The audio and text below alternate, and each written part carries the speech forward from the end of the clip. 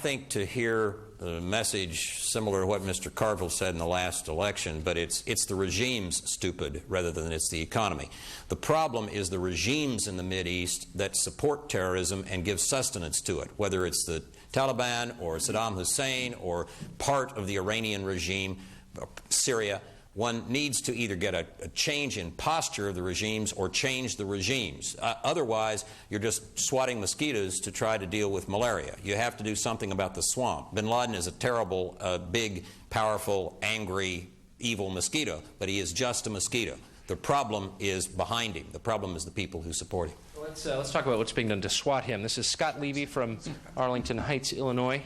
Yeah, Director Woolsey or Senator Allen, we've heard a lot in recent weeks and months about the characterization of the intelligence community as a complete failure, be it the purchasing of information from our agents, or recent weeks we've seen, obviously the trade towers and a lack of knowledge about those incidents or their ability to take place.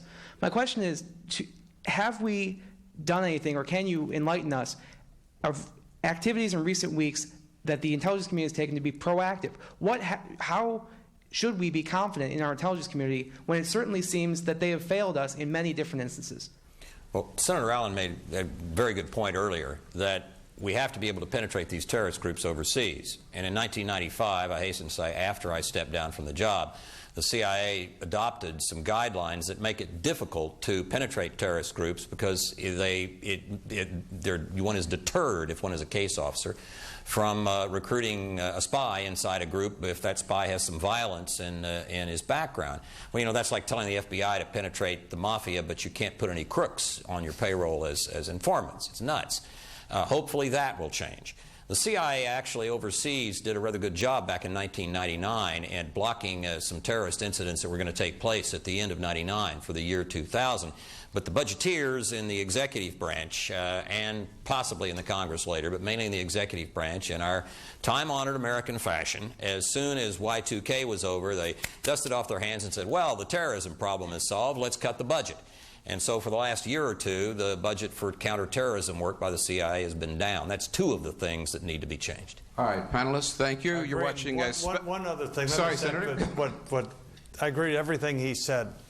Do not blame these hardworking, dedicated individuals in law enforcement and also in intelligence overseas. They have very risky, dangerous jobs. And so I'm not going to blame them. They need more tools. They need to take those handcuffs off. In addition to the worries about biological terrorism, another one that we need to worry about is cyber terrorism.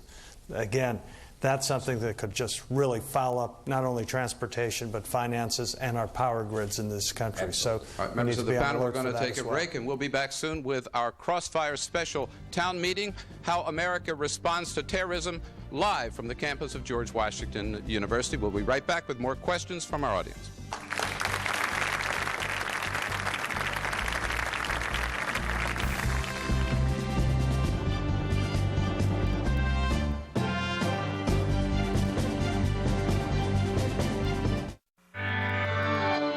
I remember 20 years ago how they turned the racing world upside down.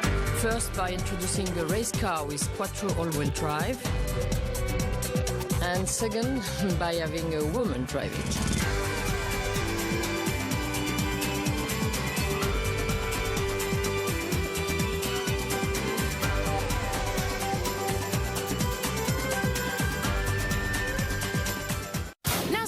Time to join America Online. Welcome. AOL is very easy to use. Anyone can do it. You've got mail. I love AOL email. Click and send. Everybody I know is on AOL. I do feel good knowing that AOL has parental controls. I can get AOL anytime, anywhere. And now with the all-new and improved AOL mobile communicator, you can send and receive email and instant messages without a computer. Every time I use AOL, I discover something new. Now's the perfect time to experience America Online. So easy to use, no wonder it's #1. Call 1-800-4ONLINE. Real news. Real fast. Because your world has changed. Because your life has changed. And we understand that. A network that's accessible. We're always here when you need us. For the latest weather and travel updates, business and financial news, sports scores and highlights, technology and the web, culture and entertainment. The new CNN Headline News.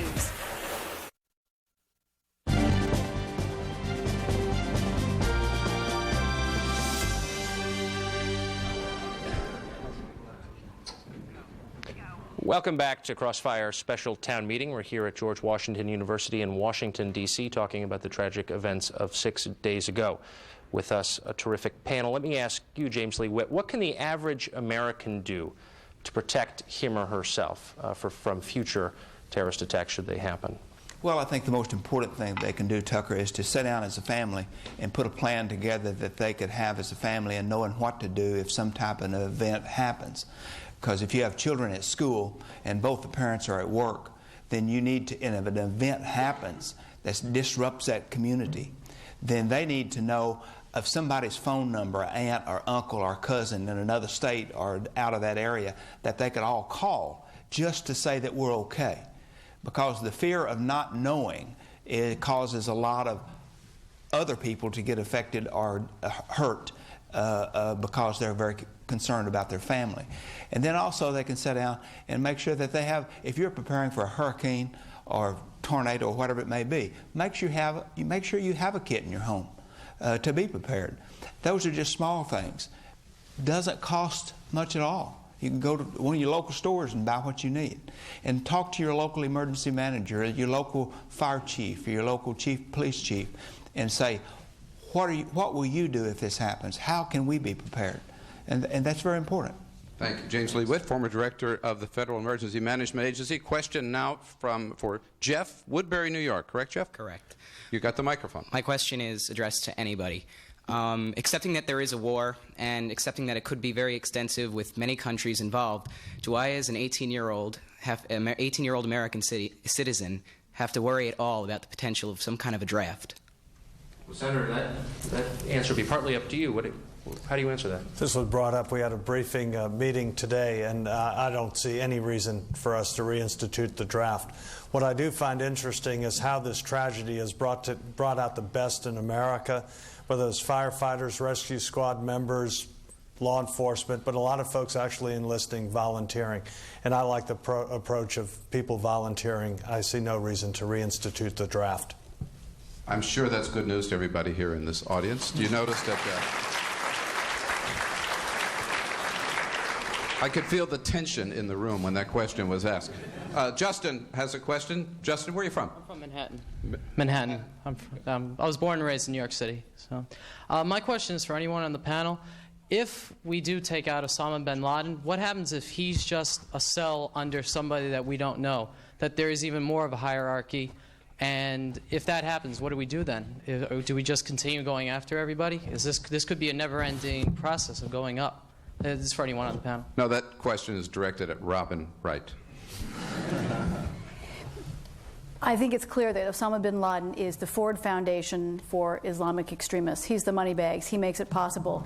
But he has a network of lieutenants, and he has a network of wide cells. Yes, if we get Osama bin Laden, I actually think that's probably the easiest part of this war, as difficult as it's going to be. The much more difficult part is finding those cells that are penetrated in different parts of the world, tracking them, tracking their money links. One of the biggest part of this, and this gets to the question of the draft, it's not an army. This is not going to be a war with a lot of front lines. This is going to be an intelligence war, finding the assets, blocking the assets that make it possible for extremist groups to position people in foreign countries and pay for things like flight instruction.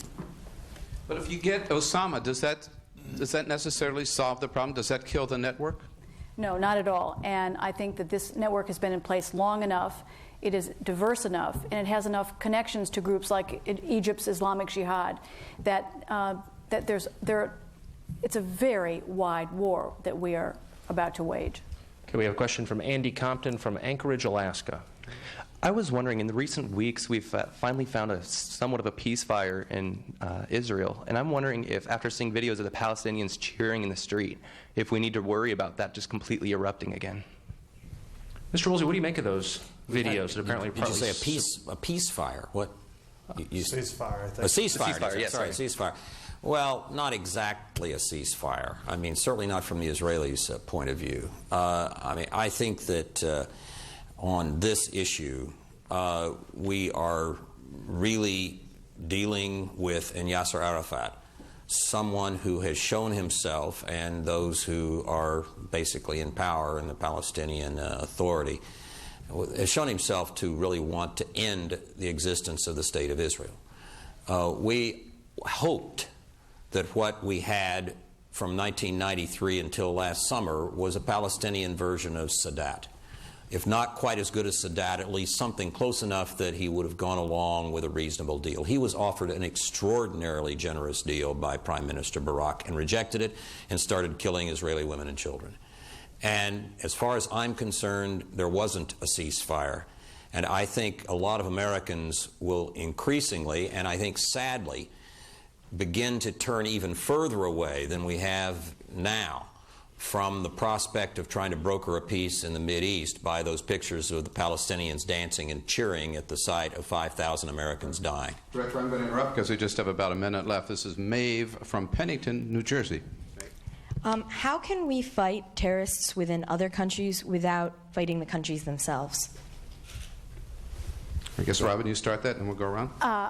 That's one of the great questions, and in fact, the problem is we are often going to have to get some of these cells, collaborate with governments who are engaged in gross human rights abuses themselves, which is one of the reasons that these extremists emerged in the first place. It's a vicious cycle to unravel. Quick comment, Senator? Well, in the event that the Taliban government in Afghanistan, Maeve, does not cooperate, we may be in an altercation with them. I'm not the commander-in-chief, but there's an example. There are other governments and other people in these other countries that are going to realize that it's in their own best interest not to be harboring these terrorists so that they can end up hopefully having a more prosperous, free life. Okay, Senator, we're going to have to end it there, okay. But happily we have an entire 4 more days of CNN Crossfire town meetings. I hope you will join us. Hope you all here in Washington, D.C. will join us tomorrow night. We will have Dick Gephardt of the House of Representatives, Democratic leader. We want to thank our guests, thank our panelists tonight. Thank you very much. Senator Allen, Robin Wright, James Lee Witt, and Jim Woolsey. Thanks our studio audience. A special Crossfire town meeting. We'll be back again tomorrow night from George Washington University. Good night. Thanks for joining us. Wolf Blitzer is next on CNN. Good night. Good night.